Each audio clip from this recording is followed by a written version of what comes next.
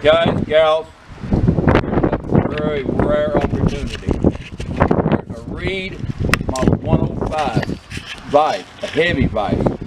It's 6-inch jaw, tight, also will spin on the bottom. You see here it's working, and it's no slack in that. You turn it, the thing's turning.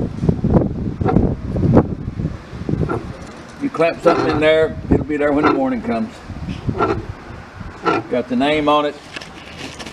It's got look like the jaw will go out, the way out. It's got a lot of stroke on it here.